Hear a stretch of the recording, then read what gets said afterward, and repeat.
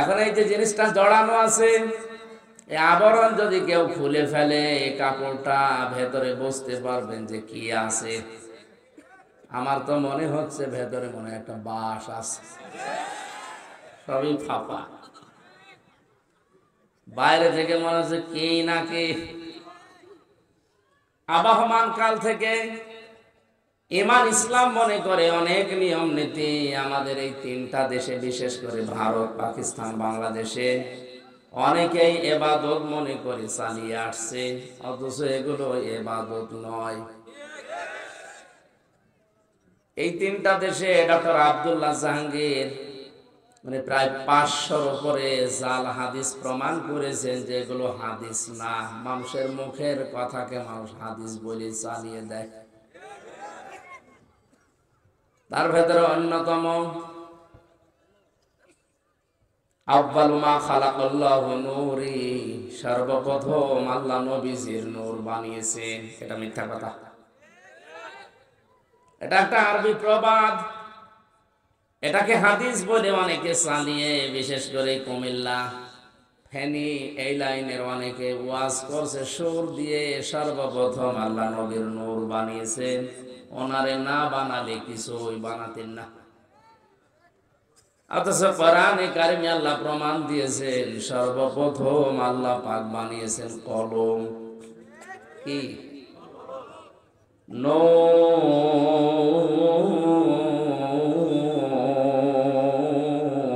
ওয়াল কলামি ওয়া মা ইয়াসতুরুন। আল্লাহ পাক বলেন, হে নবী, কলমের কসম, এবং কলম দিয়ে লেখকরা যা লেখে ওই লিখিত জিনিসের কসম। এই জন্য আমরা যারা কলম, অনেকে মনে করছে আবার কি কয়েক ইঞ্চি জিনিস, এটার এত দাম কিসের? না, তামাম দুনিয়ার যত ভালো কাজ, খারাপ কাজের মূলে কিন্তু কলম। মানুষের ফাঁসির রায় লেখে কি দিয়ে? জমি জাল দলিল করে নাই কি নিয়ে? একটা মানুষকে সাদা থেকে কালো বানিয়ে দেয় কি দিয়ে?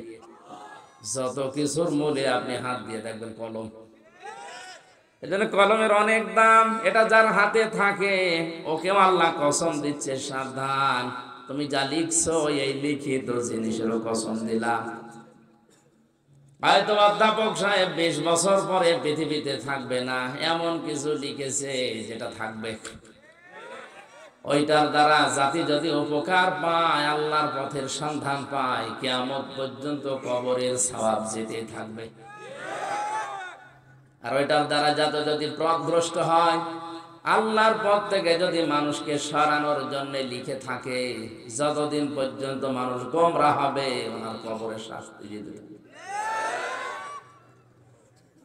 এরকম প্রায় 550-র উপরে উনি হাদিস এনেছে। হাদিসের নামে জালিয়াতি, ডক্টর আব্দুল্লাহ জাহাঙ্গীরের লেখা। এই বইটা যদি শিক্ষিত মানুষ পান, কিনে দেখবেন কত কিছু বানানো চলছে, বিশেষ করে এই তিনটা দেশে। তাফসীর করলে ওই নিয়ম নীতি ইবাদত বলে টিকবে না, সব বাতিল হয়ে যাবে। এতদিন পর্যন্ত যারা ওটা ইবাদত মনে করে করছে, তারা আমারে ভালোবাসবে? বলেন বলেন। ওই মানুষগুলো তখন মন খারাপ হবে, বলবে এ কি বলে? যারা আমারে নিয়ে এসেছিল হাদিয়া, দফা, নজর, নিয়াজ দিয়া দূরের কথা, তখন তাড়া দেবে।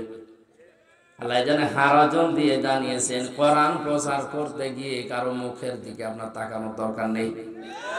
কে খুশি কে বেজার ওগুলো বাদ, আমি যেটা বলতে বলেছি ওটা স্পষ্ট ভাবে বলেন। হ্যাঁ, আপনি বলবেন কার তার সামনে?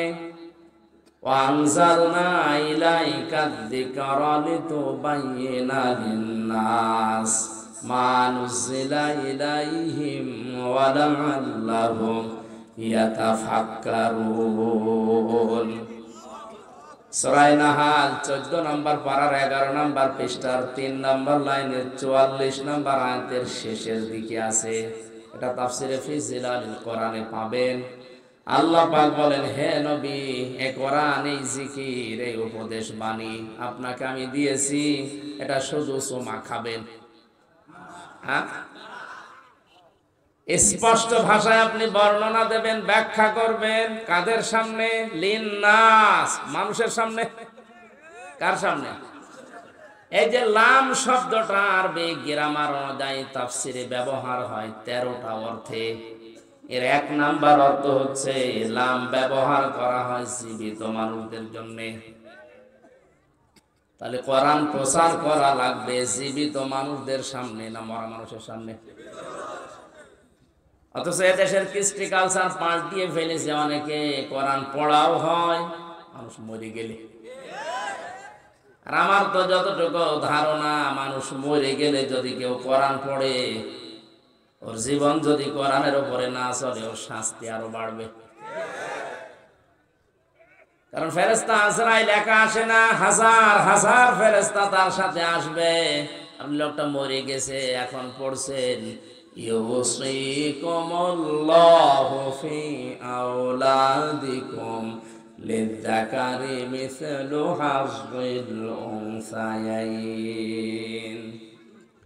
আল্লাহ পাক ঘোষণা দিয়েছেন, পৃথিবীর বাবারা জমি জায়গা যখন ভাগ বন্টন করবা, 1 ছেলেকে যা দিবা 2 মেয়েকে তাই দিবা।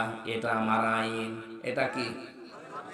যে লোকটা এই ভাগ এই বন্টন ঠিক মতো না করে ছেলের নামে সব লিখে দিয়ে মেয়ের মাথায় হাত দিয়ে বলে, মা তোর জন্য দোয়া করে দিলাম, ফেরেশতার কথা দেবে না? বেটা এ আয়াত তোর জীবনে ছিল? ভাই কথা বলছে না? এরকম পড়তে পড়তে যত যাবে, ওর জীবনে তো একটাও মেলে না। ওর পরিবার কোরআন দিয়ে চলে নাই। আকরনা ফি বুয়ুতিকুন্না ওয়ালা তাবাররাজনা তাবাররুজাল জাহিলিয়াতিল উলা। হে পৃথিবীর মেয়েরা, মুসলিম বলে যদি দাবি করো, ঘরের পরিবেশে থাকবা।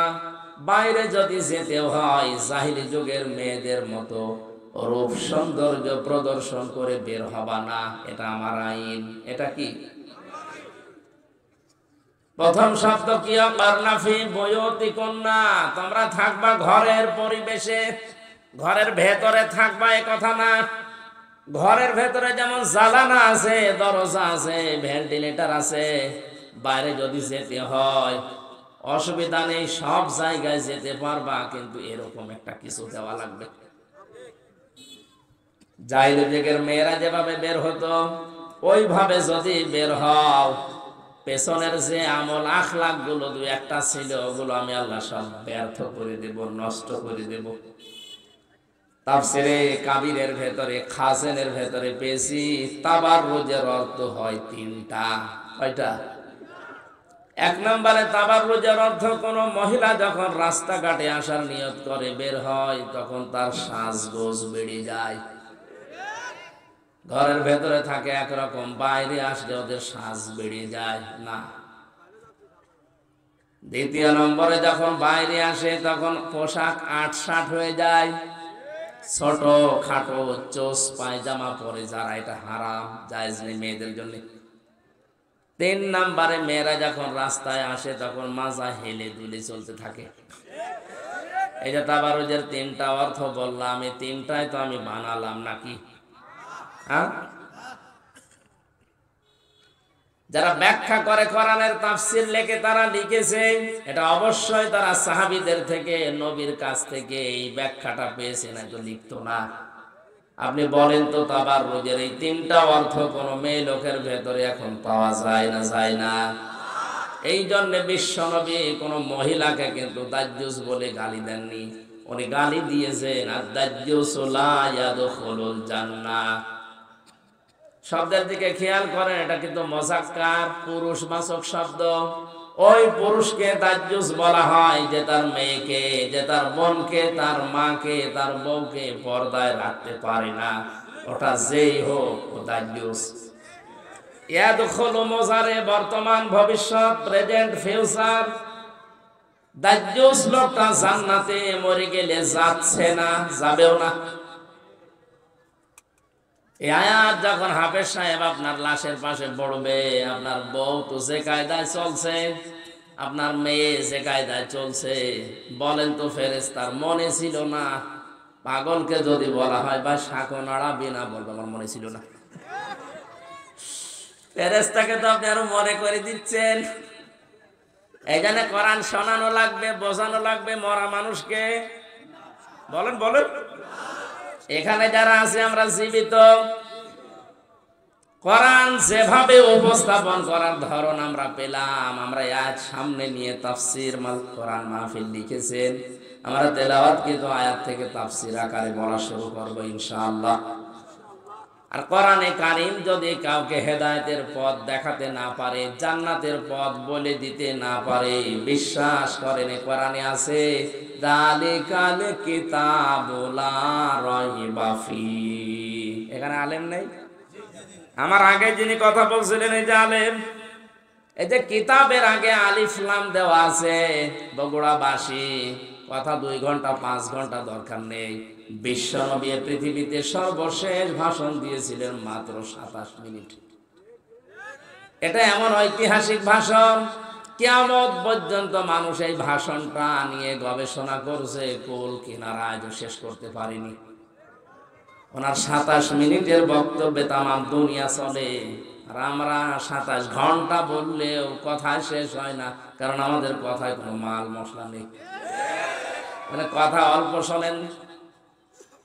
আলিফ লাম দেওয়ার কারণ হচ্ছে, আমরা অনেকে মনে করি আয়াতটা দিয়ে আল্লাহ বোঝাতে চেয়েছেন জালিকাল কিতাবু লা রাইবা ফি, এই কিতাবে কোনো সন্দেহ নেই, ভুল নেই, হ্যাঁ মাস্ট বি, এটা ঠিক আছে।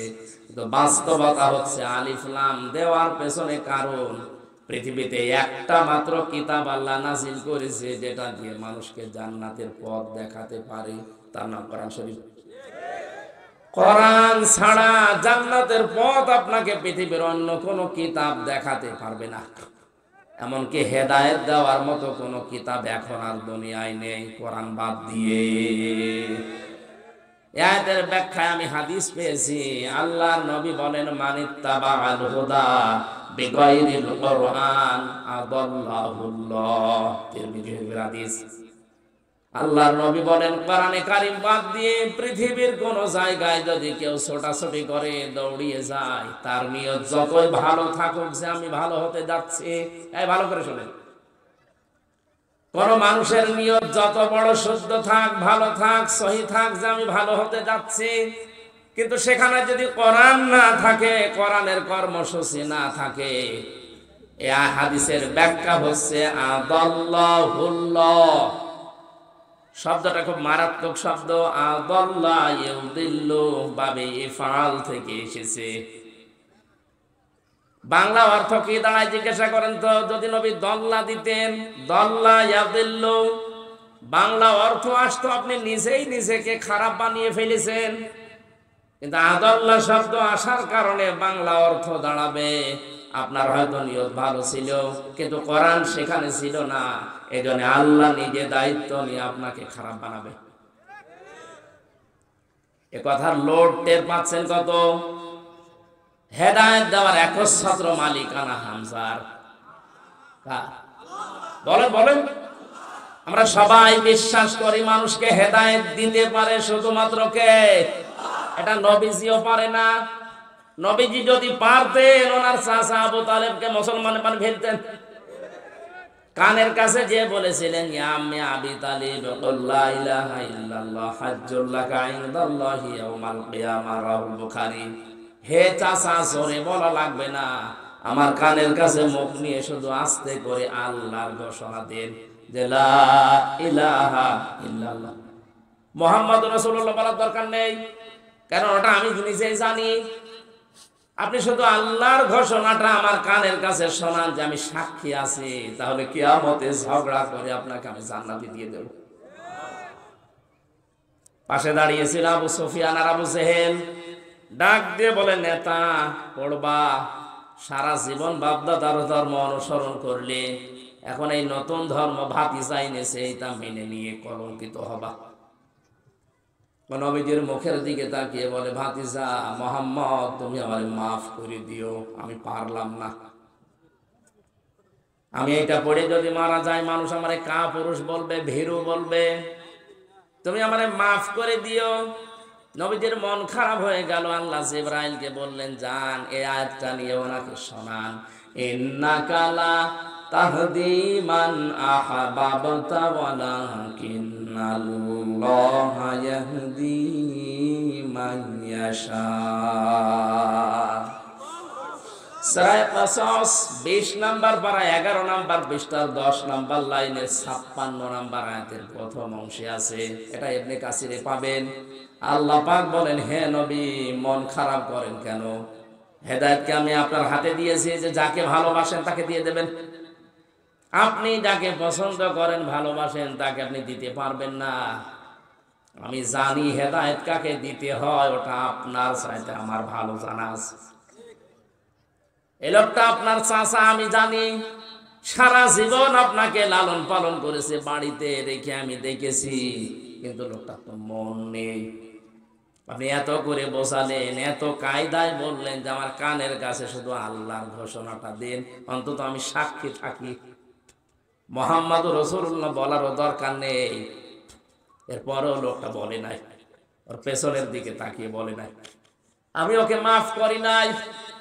এরপরেও নবীজি রক্তের টানে পড়ে ওনার কবরের পাশে দাঁড়িয়ে দোয়া করেছিলেন, আল্লাহ আমার চাচা আবু তালিবকে তুমি মাফ করে দাও।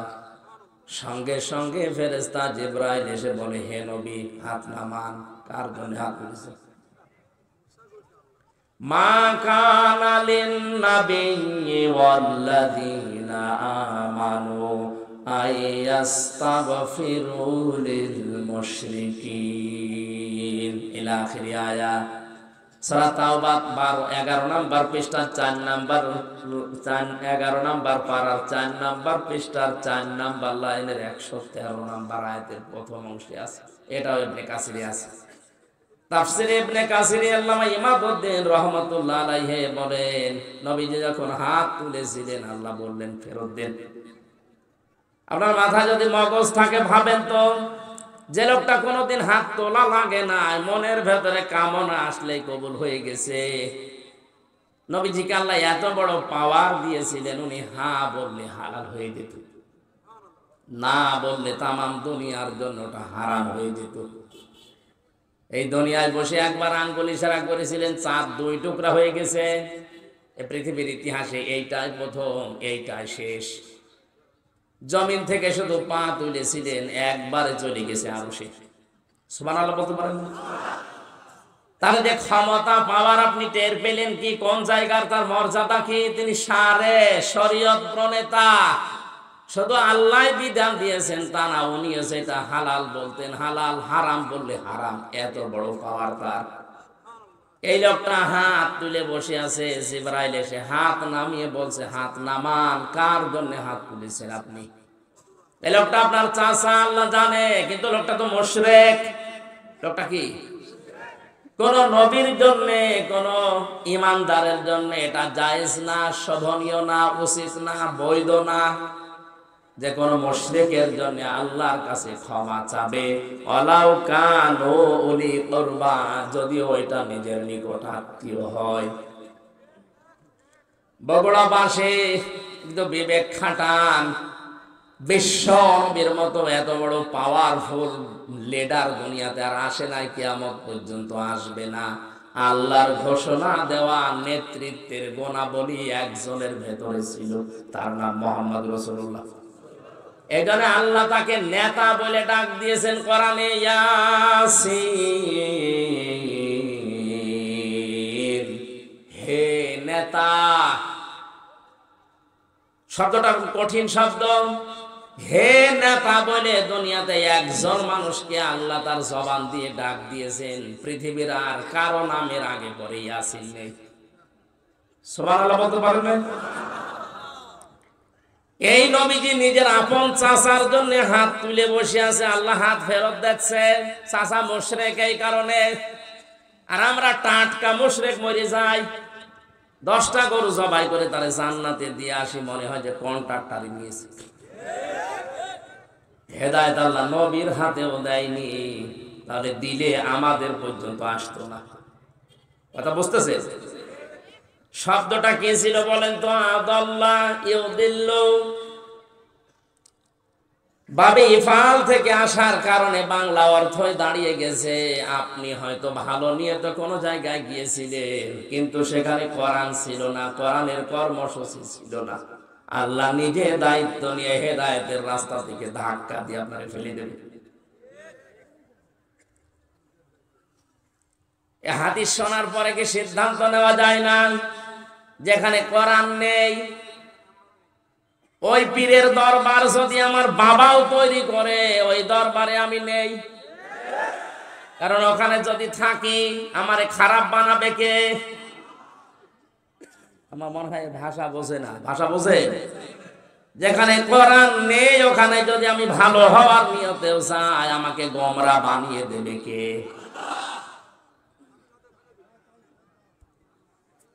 এর বাস্তব প্রমাণ বাংলাদেশের এই দরবারগুলোর দিকে তাকান।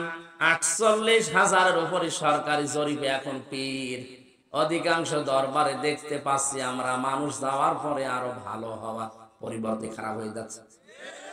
আমাদের কুষ্টিয়ার লালনের মাজার, মানুষ ভালো হওয়ার নিয়েতে এই বগুড়া কুড়িগ্রামে সমস্ত জেলা থেকে বউ ছেলে মেয়ে বেটা বনিয়ে যাচ্ছে।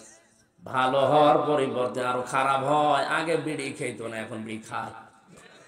আগে গাঁজা কি চিনত না, এখন গাঁজা খায়। ও লোকটা ভালো হয়েছে না খারাপ হয়েছে?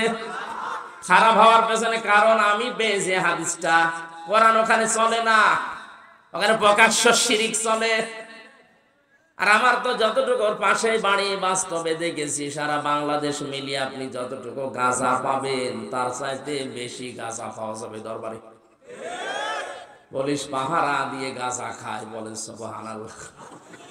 এটা সুবহানাল্লাহ বলার দরকার নেই। এই যে বাস্তবতা বললাম, ওখানে কোরআন নেই, এ কারণে মানুষ যাচ্ছে ভালো হওয়ার নিয়তে। ভালো হচ্ছে না খারাপ হচ্ছে? আরো বিভিন্ন জায়গার নাম নাই নিলাম। তাহলে সিদ্ধান্ত নিয়ে ফেলেছেন যেখানে কোরআন নেই আমি মরণের আগে ওখানে আর যাব না। এটা শুধু সামিয়ানার নিচে না, মানে ওয়াজ তো হয়ে গেছে, কথাটা মেনে নিলে এদেশে আর কিছু থাকবে? কোরআন যেখানে নেই ওরকম দল যদি আমার বাবাও প্রতিষ্ঠা করে, ও দলে আমি নেই।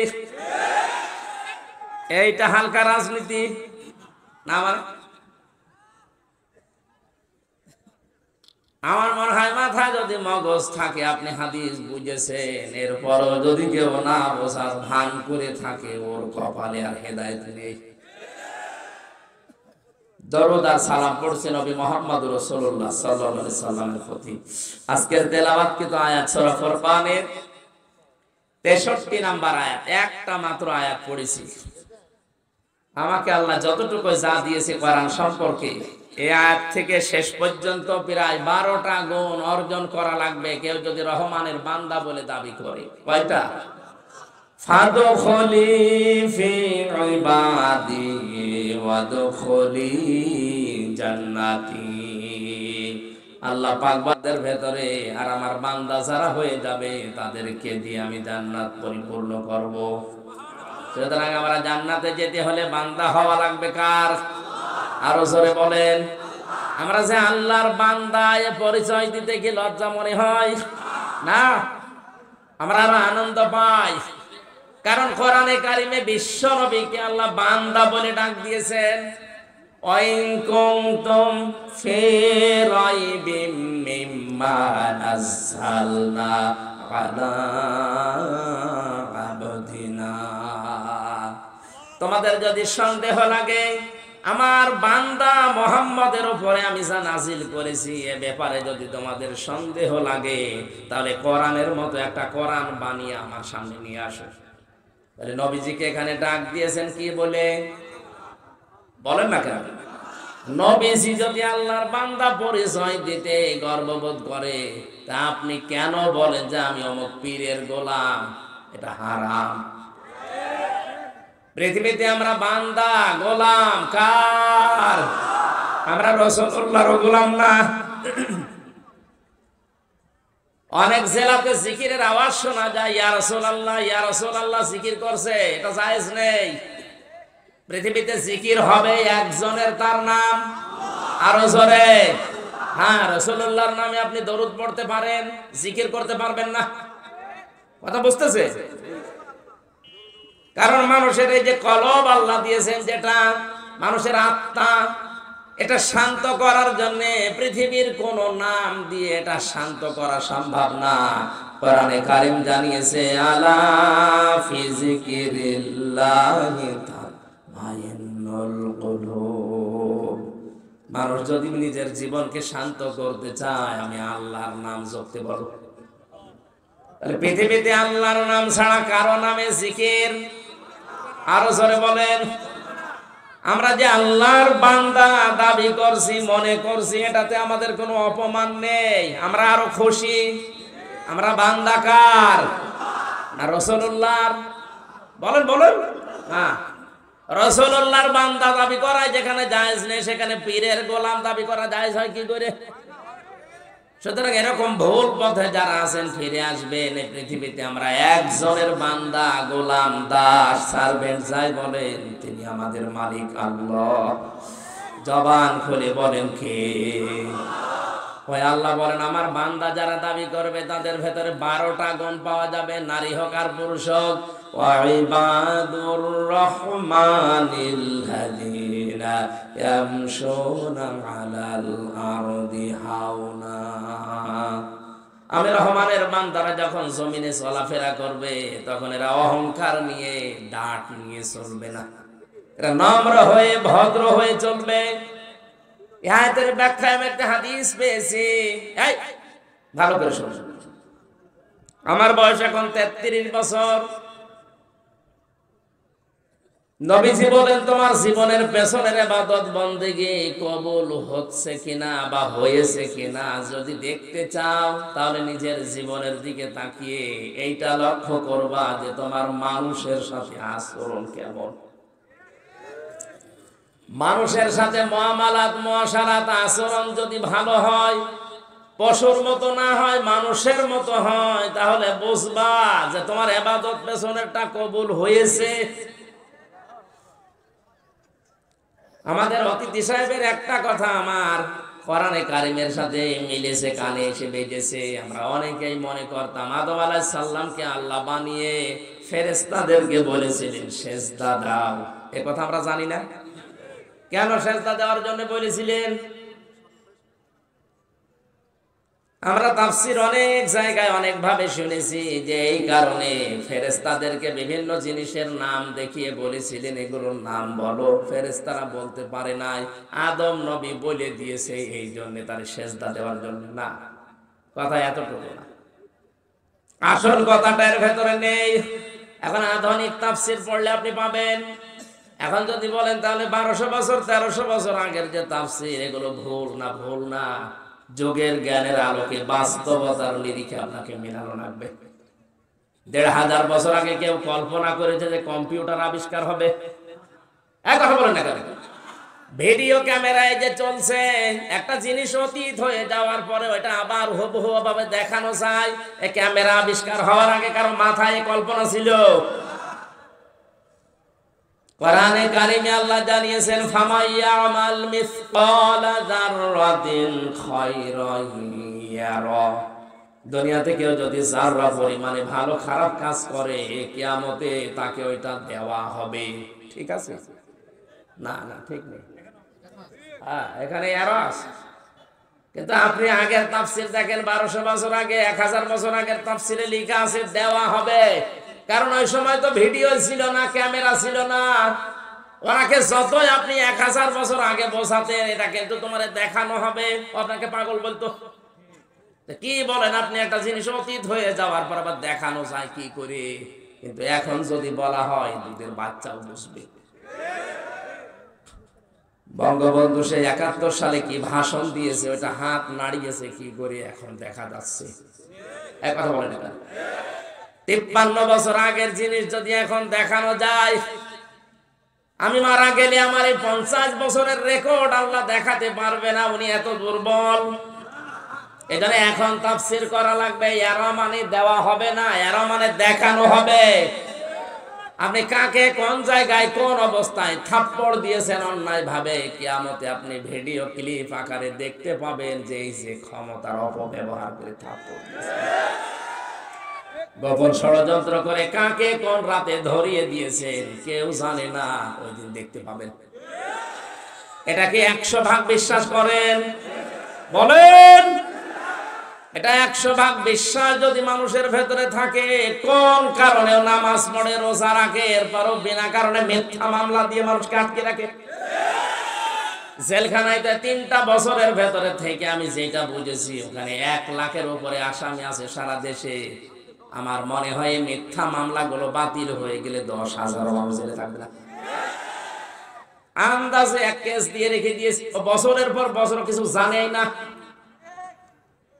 হয় শত্রুতা আছে, ছোট মেয়েকে দিয়ে জেনার অপবাদ দিয়ে, ধর্ষণের মামলা দিয়ে তার 5 বছর জেল খাটিয়েছে, অথচ জেনা কি ধর্ষণ কেউ লোকটা বসেইনি। যে একটা রাগ আছে, ওই রাগ তুলতে গিয়ে নিজের মেয়েকে, নিজের বোনকে ব্যবহার করে এরকম নিম্নি মানুষ নামে। আমি তো এটা বানালাম। এটা মানুষের উপরে অপবাদ চাপিয়ে দেওয়া, এটাতে কত বড় মারাত্মক। আপনারা আধা ঘন্টা মতো আছেন তো, 4:30টায় আজান হবে এখানে, 4:30টা পর্যন্ত নামাজ শেষ করে তারপরে যাবে। আমার আসতে যেহেতু একটু দেরি হয়েছে, আর 2 নম্বরে আপনাদেরও তো কাজকর্ম শেষ হয় না। আমি শিক্ষার জন্য বলছি এটা কয়েক মিনিটে। ইমাম মালিক রহমতুল্লাহ আলাইহির জামানায় একটা মেয়ে লোক মারা যাওয়ার পর পাশের পাড়া থেকে এক মেয়ে লোক এসে তাকে লাশ ধোয়ানোর জন্য সাহায্য করছে। হঠাৎ করে তার এই রানের উপরে হাত গেছে আটকিয়ে। হাত আটকিয়ে যাওয়ার পরে আর খোলে না। এলাকার মসজিদের ইমাম যিনি কাজী, যিনি, তাকে ডাক দেওয়া হলো, হাত খোলে না। কয়েক ঘন্টা চলে যাচ্ছে, মেয়েটা কান্নাকাটি করছে। ইমাম সাহেব ডাক দিয়ে বলছে, এক কাজ করে, জীবিত মানুষের তো কিছু করা যাবে না, এই যে মহিলা মারা গেছে, ওর চামড়া ওই জায়গা থেকে গোল করে কাটি বাদ দিয়ে দেন।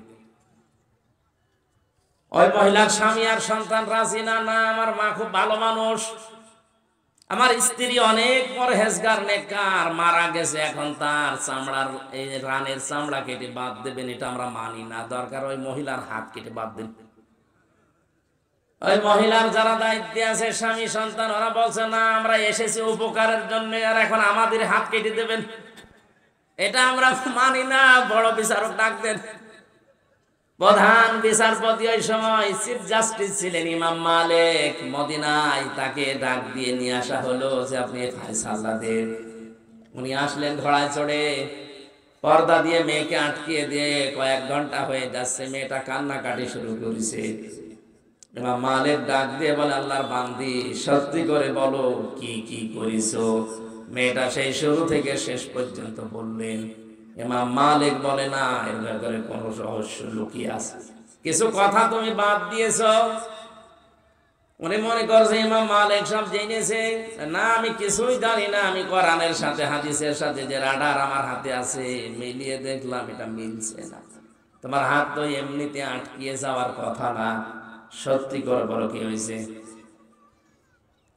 মেয়েটাকে ধমক দেওয়ার পরে এবার বলছে, ইমাম, আমি মেয়েটাকে যখন লাশ দেওয়ার জন্য পোশাক পায়খানা পরিষ্কার করে লজ্জা স্থানের কাপড় তুলে রানের উপরে হাত দিয়েছি, এই সময় একটা খারাপ ধারণা ওর উপরে আমি নিক্ষেপ করেছিলাম, ওর চরিত্রে। মারা যাওয়ার কিছুদিন আগে এই মেয়েটার বাড়ির সামনে দিয়ে একটা পুরুষের হাত ধরে বাড়ির ভেতরে যাচ্ছিল, আমি একটা খারাপ ধারণা করেছিলাম লাশ ধোয়ানোর সময়। পরবর্তীতে জানতে পারি যে ওটা না, ওইটা আসলে তার পরপুরুষ ছিল না, ওটা তার ভাইয়ের আপন ভাইয়ের ছেলে। যে 14 জন পুরুষের সাথে দেখা করা যায় যাচ্ছে, তার ভেতরে আপন ভাইয়ের ছেলে আছে। কথা বুঝতেছে? যেহেতু এর সাথে বিয়ে হারাম, এর নিজের ভাইয়ের ছেলে, বোনের ছেলে, এটা নিজে হাত ধরে নিয়ে যেতেই পারে, কোনো অসুবিধা নেই, কারণ এর সাথে বিয়ে করা কি। ধারণাটা আমি নিক্ষেপ করেছিলাম তার চরিত্রে। আমি এই যে ধারণা করতে করতে আমার হাত দেখে আমার ওই কথা যখন আবার স্মরণ হয়েছে, আমার হাত গেছে আটকিয়ে। ইমাম মালিক বললেন, এইটাই তো আসল বিষয়। অমাই ইয়াকসিব খাতিয়াতান আও ইসমান সুম্মা ইয়ারমি বিহি বারিয়ান ফাকাদ ইহতামালা বুহতানা ওয়া ইসমান মুবিনা। সূরা নিসা 5 নম্বর পারা 15 নম্বর পৃষ্ঠা 12 নম্বর লাইনের 112 নম্বর আয়াত। এটা আল্লাহ পাক বলেন, দুনিয়ায় এমন অনেক মানুষ আছে নিজে অন্যায় করে, নিজে পাপ করে, আর এই পাপটা যখন হয়ে যায় তখন একটা নিরপরাধ মানুষের উপরে চাপিয়ে নিজে ভালো সাজে। এ যেন প্রকাশ্য পাপের বোঝা মাথায় নিয়ে ঘুরছে। হয়তো কেউ দেখতে পারে না, কিন্তু ফেরেশতারা দেখে লজ্জা পায়। ইমাম মালিক, ইমাম আবু হানিফা রাহমাতুল্লাহ আলাইহি মানুষের চেহারার ভেতরে গোসলের পানির ভেতরে পাপ ভেসে গেলে দেখতে পেতেন। বাড়ির পাশ দিয়ে হেঁটে যাওয়ার সময় গোসলের পানি আসছিল নিচ দিয়ে। ইমাম মালিক দরজায়, ইমাম আবু হানিফা দরজায় নাচ করলেন। টাচ করার পরে ভেতর থেকে একজন বেরিয়ে এসেছে, ডাক দিয়ে বলে, আল্লাহর বান্দা কি করেছো? বলে, কি করব? কি করব মানে? তোমার গোসলের পানি দিয়ে জেনার গনা ভেসে যাচ্ছে। লোকটা পা চেপে ধরে বলে, হুজুর এই কিছুক্ষণ আগে কাজ করি আসলাম। ওনারা দেখতে পেতেন এই দৃশ্যটা। ইমাম মালিক ডাক দিয়ে বলে, আল্লাহর বান্দি, আমার কাছে কিন্তু হাদিসের রাডার আছে। মান সালিমাল মুসলিমুনা মিন লিসানিহি ওয়া ইয়াদিহি। শব্দের দিকে খেয়াল করুন। মান সালিমাল মুসলিমুনা মিন লিসানিহি ওয়া ইয়াদিহি।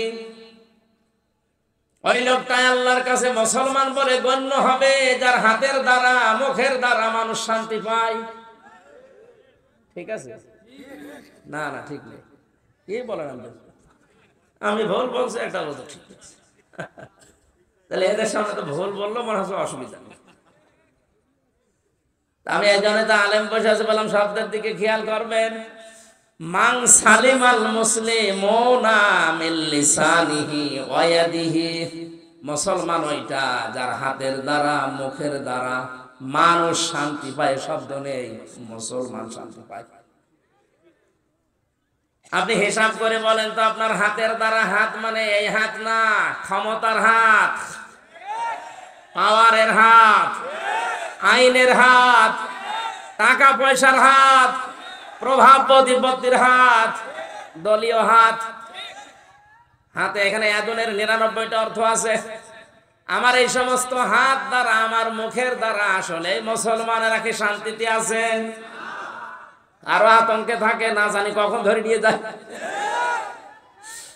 আপনি কি করে মুসলমান আছেন বলেন তো? আপনি নিজে মনে মনে করেন মুসলমান নেই মানে আমি গরুর গোশত খাই, আমার আগা কাটা আছে। আগা কাটা থাকলেই যদি মানুষ মুসলমান হয়, যে ছাগল কি? ছাগলও মুসলমান না। অধ্যাপক সাহেবের এই কথাটা আসলে এর নিগূঢ় তথ্য এখানে এইটা। আল্লাহ পাক নিজে কিন্তু ক্লাস নিচ্ছিলেন, ছাত্র ছিলেন হযরতে আদম নবী। ভালো করে খেয়াল করুন, মানে আয়াতটা হয়তো বলতে পারেননি। ওয়া আল্লামা আদামাল আসমাআ কুল্লাহা সুম্মা আরাদাহু আলাল মালাইকা। আমার গলায় আর সাপোর্ট দিচ্ছে না। শব্দের দিকে খেয়াল করে শুনবেন। ও আল্লামা আদামাল আসমা, এসএমের বহুবচন আসমা। আমার আল্লাহ নিজে শিক্ষক হয়ে শিখিয়েছেন। কাকে? আদমকে। বলেন বলেন। যত রকমের নাম দুনিয়ায় সব এসেম তাকে শিখিয়েছেন। ওনার ওই কথাটা আমি ধরেছি ওই জায়গায়। আল্লাহ পাক নিজে ক্লাস নিচ্ছেন, ছাত্র কিন্তু আদম নবী, সাধারণ মানুষ না। তাহলে ক্লাসটা যেমন তেমন ক্লাস না, গুরুত্বপূর্ণ ক্লাস। বলেন না কেন? ক্লাসের শিক্ষক সরাসরি কে? ছাত্রকে। নবী ছাত্রকে। তা আদি নবী, একেবারে আসল নবী, যেটা সর্বপ্রথম নবী। এত বড় পাওয়ারফুল, দুনিয়ায় যত মানুষ আসবে তাদের সবার বাবা। সেই লোকটা ক্লাস করছে, ক্লাস নিচ্ছে সরাসরি আল্লাহ নিজে। আমরা এতদিন বলি যে এটার দ্বারা এই আলু, পটল, ঝিঙ্গা, বেজ, এই সমস্ত জিনিসের নাম শিখিয়েছি।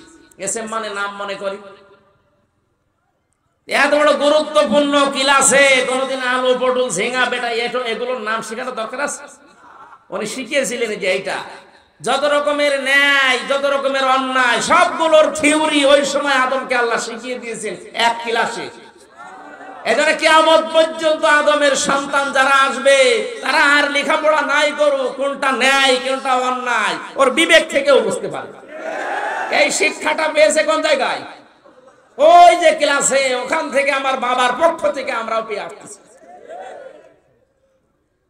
তাহলে ন্যায় কাজের আদেশ আমরা এই যে অটোমেটিক পেয়ে যাই, অন্যায় কাজে বাধা দেওয়া এটা এমনি এমনি না, আমরা আবার বাবা থেকে পর্যায়ক্রমে পেয়ে গেছি। ওই শিক্ষাটা আমার বাবাকে আল্লাহ নিজে ক্লাস নিয়ে শিখিয়েছে। যেই সন্তান তার বাবার আদর্শে গ্রহণ না করে অন্য কারো আদর্শ গ্রহণ করে, ওনাকে আল্লাহ শিখিয়েছিলেন যে এইটা এটা ন্যায় কাজ, এটা অন্যায় কাজ। উনি কয়েকটা ন্যায় কাজের কথা বলছিলেন না? একটা মানুষ লেখাপড়া করে ফার্স্ট ক্লাস ফার্স্ট পাচ্ছে, ভার্সিটি ভর্তি হবে, সে বই কিনতে পারছে না, আপনি ভালো কাজ খুঁজে পান না, তার বই কেনার ব্যবস্থা করে দেন। অনার্স মাস্টার্স করে বসে আছে, কর্মজীবনে একটা কর্মসংস্থান তৈরি করে দেন। এর চাইতে ভালো কাজ দুনিয়ায় আর নেই। প্রধানমন্ত্রী শেখ হাসিনার জীবনের কিছু যদি কবল না হয়, আমার ধারণা অনুযায়ী একটি খামার একটি বাড়ি এই প্রকল্পটা কবুল হবে। কারণ এর দ্বারা লক্ষ লক্ষ মানুষের মাথা গোজার ঠাঁই হয়েছে আর একটা কর্মজীবন তৈরি হয়েছে। এটা কোরআনে কারিমের সূরা মুদ্দাসসিরের 43, 44, 45 নম্বর আয়াতের ব্যাখ্যা। উনি হয়তো কোরআন পড়ে বা যারা আলেম ওলামা আছে তারা পড়িয়েছে, বুঝিয়েছে, এই কারণে এই প্রকল্প চালু করেছিল। যদিও অনেকে দুর্নীতি করেছে ভেতরে, রডের বদলে বাঁশ দিলে উনি করবে, কিন্তু প্রকল্প তো চালু করেছিল। এটার দ্বারা লক্ষ লক্ষ মানুষ একটা মাথা গোজার মতো ঘর পেয়েছে, আর খামার মানে একটা কর্মজীবনের মানে হালাল রুজি উপার্জন করার মতো একটা জায়গা পেয়েছে। আল্লাহ যেন তার এই কাজটা কবুল করে, তার জীবনের অপরাধ মাফ করে দেয়। আর ভালো কাজ যেগুলোই করে, যে 560টা 64টা মসজিদ বানিয়েছে, কেন উনি মন্দির বানাতে পারতো না? তাহলে মানুষ সেজদা দিত না শিরিক করতো? অন্তত আর যাই হোক এই মসজিদ গুলোতে 5 বার হলেও তো আল্লাহু আকবার ধ্বনি তো উচ্চারণ হবে। বলেন ভালো কাজ যাই করুক না কেন, বিশেষ করে বাংলাদেশের এই বঙ্গবন্ধু টানেলটা আর এই পদ্মা সেতুটা আর কিচ্ছু না করুক, কিছু মানুষ সমালোচনা করতে লাগলে বলা এগুলো ঋণ করে করা, ধার করে, আরে তুই ধার করে কর। রাস্তাঘাটের অবস্থা একেবারে খারাপ না, অনেক ভালো হয়েছে। কাজ যা চলছে যদি সঠিকভাবে এগুলো বন্টন সুষ্ঠুভাবে হয়, এ দেশও দেখার মতো হয়ে যাবে ইনশাআল্লাহ। মারিং কাটিংটা একটু কমানো লাগবে, এইটা ঝামেলায় আছে। মানে আমার চরিত্র যা কিছু দিলে আগে খেয়ে থাকে। আমার দাদা চেয়ারম্যান, আওয়ামী লীগের চেয়ারম্যান, 21 বছর, কয়েকদিন আগে মারা গেছে, আল্লাহ যেন তাকে মাফ করে দেয়। উনি মাঝে মাঝে বলতেন যে বাজেট হয় রাস্তায়, যদি সঠিকভাবে ওই জিব্রাইল মিকাইলকে দেওয়া না লাগে, এই দেশের অন্তত 1 ইঞ্চি রাস্তা কাঁচা থাকার কথা। অথচ আমার কোন দিক থেকে নিয়ে আসলো আমি জানি না। গাড়ির অবস্থা দেখছে, সাদা গাড়ি মনে হচ্ছে যে সাদা আরো সাদা, কোন জায়গা থেকে কির ভেতরে নিয়ে আসলো। এই রাস্তা তো কাঁচা থাকার কথা না। এলাকায় যারা দায়িত্বে আছেন আশা করছি অন্তত জিব্রাইল মিকাইলকে না দিয়ে রাস্তাটা করে। অনেকে রাস্তার টাকা মারিং কাটিং করে মসজিদের টাইলস লাগিয়ে দেয়, এটা পাগল ছাড়া কিছু না। আরে ভাই, একটা মসজিদ বানিয়ে দিলে কয়জন নামাজ পড়ে? নাই 500 জন। আর একটা রাস্তা বানিয়ে দিলে লক্ষ লক্ষ মানুষ চলাফেরা করে। ইসলাম কি আমরা ওইটাই জানি। আমরা আদমের যে শিক্ষাটা, আমাদের যে আদি পিতা যে আল্লাহর কাছ থেকে ক্লাসে শিক্ষা পেয়েছিলেন, ওই শিক্ষাগুলো আমরা নিতে পারি না। আল্লাহ আমাদের যেন হেফাজত করেন, বলেন আমিন। ইমাম মালিক রহমতুল্লাহ আলাইহি বলেছেন, আল্লাহর বান্দি তোমার এই মুখ দিয়ে একটা বিষাক্ত, এটাই এই মেয়ে নিরপরাধ, এমনকি নিষ্পাপ, এই অজ্ঞ, এই মেয়েটা কিছুই জানে না ওই সম্পর্কে, জেনার একটা তহমত নিক্ষেপ করেছো তীরের মতো, এই জন্য আল্লাহ তোমার হাতটা দুনিয়া আটকে শাস্তি দিয়েছে। এবার তোমার শাস্তির ব্যবস্থা আমি করব। ওয়াল্লাযীনা ইয়ারমুনাল মুহসানাতি সুম্মা লাম ইয়াতু বিআরবাআতি শুহাদা ফাজলিদুহুম সামানিনা জালদা ওয়ালা তাকবালু লাহুম শাহাদাতান আবাদা। ভালো করে শোনেন। আর যারা একে অন্যের দোষ দেন, ইমাম মালিক মেয়েটাকে ডাক দিয়ে বলেছে, আল্লাহর বান্দে, বিচার তো করা লাগবে আমার নিজের রায় না, কোরআনের রায়। কোন মুহসিনা নারীর প্রতি কোন নিরপরাধ অজ্ঞ ও বিষয়ে জানে না এরকম মেয়ে লোকের প্রতি যদি কেউ তহমত দেয় জিনার ব্যভিচারের উল্টা পাল্টা, এটা যদি 4 জন সাক্ষী দিয়ে প্রমাণ করতে না পারে, 2টা শাস্তি তার দেওয়া লাগবে। 1 নম্বরে তাকে চামড়ার চাবুক দিয়ে 80টা বেত মারা লাগবে। 2 নম্বরে মরণের আগ পর্যন্ত তার সাক্ষী আর গ্রহণ করা হবে না। কত বড় শাস্তি লক্ষ্য করেন তো। যতদিন বেঁচে থাকবেন আপনার সাক্ষী আর ওই দেশে চলবে না। প্রথম নম্বরে আপনাকে 80টা বেত মারা লাগবে চামড়ার চাবুক দিয়ে। যেহেতু কোরআনে আল্লাহ রায় দিয়েছেন জাল্লাদ নিয়ে আসো, 79টা হয়ে গেছে আর একটা মাত্র বাকি আছে, কিন্তু হাত খোলে না। জাল্লাদ বলছে, হুজুর কি রায় দিলেন? আর একটা মাত্র বাকি আছে, এখন যদি হাত না ছড়ে তাহলে তা আপনাকে ধরে মানুষ পিটাবে। ইমাম মালিক কোরআনের প্রতি এমন অগাধ বিশ্বাস ছিল তার, তিনি তেলাওয়াত করলেন জনগণের সামনে, ওয়াতাম্মাত কালিমাতু রাব্বিকা সিদকাও ওয়া আদালা লা মুবাদদিলা লিকালিমাতিহি ওয়া হুয়াস সামিউল আলিম। সূরা আনআম 8 নম্বর পারা, প্রথম নম্বর পৃষ্ঠা, 10 নম্বর লাইনের 115 নম্বর আয়াত। এটা তাফসীরে হাক্কানিতে আছে। এটা আল্লাহ পাক বলেন, হে নবী, আমার কালামের প্রতিটি কথা কিন্তু সত্য। কোরআনে যত কথা আমি আল্লাহ দিয়েছি সব কথা কি? 1 নম্বরের গুণ এটা। 2 নম্বরে আমার কোরআনে কোনো আঁকা বাঁকা বেকা তাড়া কথা নেই, যা আছে ইনসাফপূর্ণ কথা, ন্যায় বিচার দিয়ে পরিপূর্ণ। 3 নম্বরে কিয়ামত পর্যন্ত আমার এই কালাম পরিবর্ধন করা, উল্টা পাল্টা লাগবে না। কিয়ামত পর্যন্ত আমি যা দিয়েছি ওইটাই থাকবে। বলেন সুবহানাল্লাহ। ইমাম মালিক বলে, জাল্লাদ আল্লাহর কালেমা পরিপূর্ণ সত্য দিয়ে, ইনসাফ দিয়ে, ন্যায় বিচার দিয়ে, আমি তো ন্যায় বিচারই করেছিলাম। এর তো কোনো পরিবর্তন নেই যে 80টা হচ্ছে না, আরো 80টা মারও হবে না, কারণ যেইটা আল্লাহ দিয়েছেন ওইটাই। বারবার এটা করছেন, তা আপনি কোথায় ছিলেন এতক্ষণ? হ্যাঁ, আমারে তুলেছেন কয়টা? এতক্ষণ বারবার দিয়েছেন 2টা কাগজ, আমি তো দেখতে পাচ্ছি। কি করব? তাহলে আলোচনা বন্ধ করে দিন। আমি কালেকশন করতে পারি না, ওনারা দাওয়াত নিয়ে, আমি জেল থেকে বের হওয়ার পর দিন গেছে, বললাম না যে এসব পারি না আমি। আপনারা আগে থেকে তুলে নেবেন এগুলো। তাহলে আয়াত শেষ করার দরকার নেই, খালি এগুলোই করি। তাই না? ওনাদের টাকা দরকার, টাকা দিন, তারপর ওয়াজ শোনার দরকার নেই। না হবে না, আগে টাকা দেন। ওনারা যারা যাচ্ছে আগে টাকা দিয়ে দিন। যেটা মানা করে ওইটা এর আগে দেয়। মানা করে দিলাম যে এসব আমি পারি না।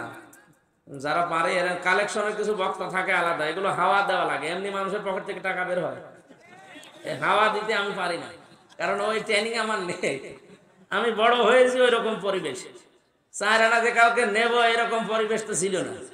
চেয়ারম্যানের টাকা বুঝতে পারছেন না? এখন আমার ওই অভ্যাস নেই। এই জন্য মৌলানা হুসাইনকে সাথে রাখি, ওর ওই গলার আর জুতার তলা শোনা। ও উল্টা পাল্টা বইলে মানুষের মন কান্দিয়ে কাটিয়ে নরম করে টাকা পয়সা বই করে। দেখো ওর হলে ভালো হইতো, আমি এগুলো পারি না। আপনারা দিলে দেন, না দিলে আমি কিছু দেন।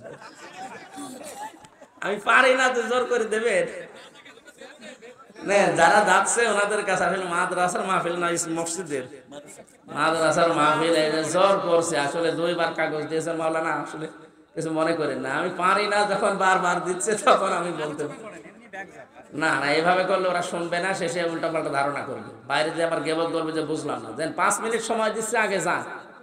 যান তো যান। সমর্থন একেবারে সর্বশ্রেষ্ঠটা দেবেন। 10 টাকা পারলে 5 টাকা দিয়ে না ভাই, যারা যাচ্ছে একটু দিয়ে দেন। আর অতিথি যারা আছে এনাদের একটু দেন, এনাদের কাছে জিজ্ঞাসা করেন। তাড়াতাড়ি করা লাগবে ভাই, সর্বোচ্চ 5 মিনিট যান। একজন 20,000 টাকা পাঠিয়েছে। আলামিন আলামিন ভাই পাঠিয়েছেন 20,000 টাকায় মাদ্রাসার জন্য, আল্লাহ যেন কবুল করেন, আমিন। আরো যদি এরকম কেউ দিতে চান বলেন, আমরা দোয়া করবো ইনশাআল্লাহ, এখনই দোয়া করবো। এইরা একটু তাড়াতাড়ি করেন, এদের কাছে তাড়াতাড়ি দিন। মা বোনদের যাদের আছে ওনাদের ভেতরে লোকজন থাকলে ওগুলো দিয়ে বাচ্চাদের দিয়ে পাঠিয়ে দিন। এইভাবে হয় না, আলোচনাটা নষ্ট হয়ে গেল। ওনারা এত দেরি করে তুললেন। আমি তো এসে যে শেরপুর নাকি বলে বগুড়া, এটা নামাজ পড়ে দেন ভাই। আল্লাহুম্মা আমিন। রব্বানা আতিনা ফিদ দুনিয়া হাসানা ওয়া ফিল আখিরাতি হাসানা ওয়া কিনা আযাবান নার ওয়া আদখিলনাল জান্নাতা মা'আল আবরার ইয়া আজিজ ইয়া গফফার ইয়া রাব্বাল আলামিন। সারাটা জীবনের অপরাধ মাথায় নিয়ে হাত তুলেছি, আমাদের অপরাধগুলোকে মাফ করে দাও। কোরআন কারীম শোনার জন্য তোমার বান্দা বান্দিরা দিনের বেলায় হাজারো কাজ বাদ দিয়ে যারা এভাবে বসে আছে, ওমরের মতো হেদায়েত দিয়ে দাও। মাহফিলের আয়োজন করতে গিয়ে যারা শ্রম দিল, আল্লাহ এদের শ্রমগুলো কবুল করো। যে যেইভাবে কষ্ট স্বীকার করেছে মাহফিলের জন্য, আল্লাহ সবাইকে কোরআনের ইজ্জতে হেদায়েত দিয়ে দাও। মাহফিলের প্রধান অতিথি আলহাজ মুজিবুর রহমান মজনু, আমাদের মাননীয় এমপি, আল্লাহ যে দায়িত্ব তার কাঁধের উপরে আছে সঠিকভাবে পালন করার তৌফিক দাও। যত অতিথি এখানে এসেছে, বিশেষ করে অধ্যাপক টি.আই.এম.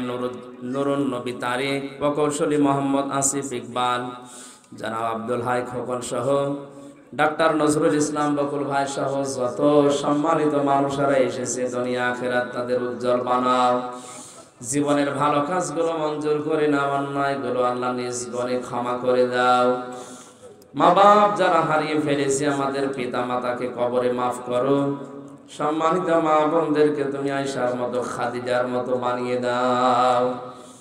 মাহফিলটা করতে গিয়ে অনেক ব্যয়বহুল খরচ যারা করেছে, আল্লাহ এদের টাকা পয়সাগুলো জান্নাতের জন্য কবুল করে নাও। আমার শরীরটা সুস্থ রাখো, কণ্ঠটা তুমি আগের অবস্থায় আবার ফিরিয়ে দাও। বারাকাল্লাহু লানা ওয়া লাকুম ফিল কোরআনিল আযীম। এলাকায় মাটির নিচে যত মানুষ ঘুমিয়ে আছে, কোরআনের ইজ্জতে মাফ করে দাও। ঈমান ইসলামের উপরে টিকে থাকার তৌফিক দাও। যখনই মরণ আসবে, একবার হলেও যেন পড়তে পারি লা ইলাহা ইল্লাল্লাহু মুহাম্মাদুর রাসূলুল্লাহ। আসসালামু আলাইকুম। একটা মাহফিল আছে আমার বগুড়া শাহজাহানপুর বেজোড়া, এটা হচ্ছে সকাল 10টা হতে 11টা, 1 ঘন্টা মাত্র। ওই জায়গায় যদি সময় পান যাবেন, আমরা কথা বলবো। কয় তারিখে? হ্যাঁ, এটা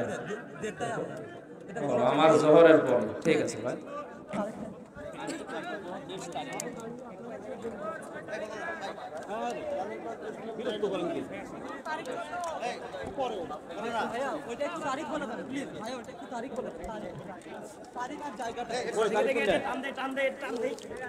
তারিখ 20 ফেব্রুয়ারি 2024 রোজ মঙ্গলবার। 20 ফেব্রুয়ারি 2024 রোজ মঙ্গলবার। সময় 10টা হইতে বেজোড়া চকপাড়া দারুল আমান জামে মসজিদ, শাহজাহানপুর, বগুড়া। দ্বিতীয় বাইপাস। বেজোড়া চকপাড়া দারুল আমান জামে মসজিদ, দ্বিতীয় বাইপাস, নিশ্চিন্তপুর বাজার হইতে 300 মিটার পশ্চিমে। হুজুর উঠবেন দুপুরের পরে, বাদ জহর।